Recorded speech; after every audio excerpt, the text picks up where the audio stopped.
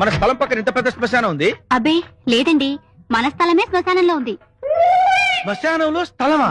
అవునండి, ఎవరైనా ఎప్పటికైనా ఇక్కడికి రావాల్సిందేగా, అందుకే ఇక్కడ కొన్నా. రండి. ఏమయ్యా, పని సరిగ్గా జరుగుతోందా? రేపటికల్లా రెడీ అయిపోతుందమ్మా. చూసారా ఎంత అందంగా ఉందో గొయ్యి. కరెక్ట్ గా మీ హైట్ కి సరిపోయేలా 5 అడుగుల 2 అంగుళాలే కొన్నాను. తల భాగం తూర్పు సైడ్ వస్తుంది, అంటే ఈస్ట్ ఫేసింగ్, పక్కా వాస్తు. అమ్మగారు, కొలతల్లో తేడా లేకుండా అయ్యగారిని ఒకసారి వచ్చి పడుకొని ట్రైల్ చూసుకోమనండి. ఏంట్రా చూసుకునేది? నువ్వేనా సూట్ కుడుతున్నావా? ఏంటైది? మీ సమాధండి. మార్బుల్ తో ఫ్లోరింగ్ చేయించి తాజ్ మహల్ గొట్టం మహల్ అని పేరు పెట్టేస్తా. నేమ్ ప్లేట్ గ్రానైట్ అయితే బాగుంటుంది కదండి. ఇన్నాళ్ళు నువ్వు ఎన్ని కష్టాలు పెట్టినా భరించాను, ఎన్ని చిత్రహింసలు పెట్టినా సహించాను. ఇక నో మోర్ భరించడాలు, నో మోర్ సహించడాలు. ఏ గొయ్యి అయితే నీ మొగుడు కోసం తవ్వించావో అదే గోతులో నీ ప్రియుడిని పూడ్చిపెట్టకపోతే నా పేరు గొట్టం గోపాలకృష్ణ.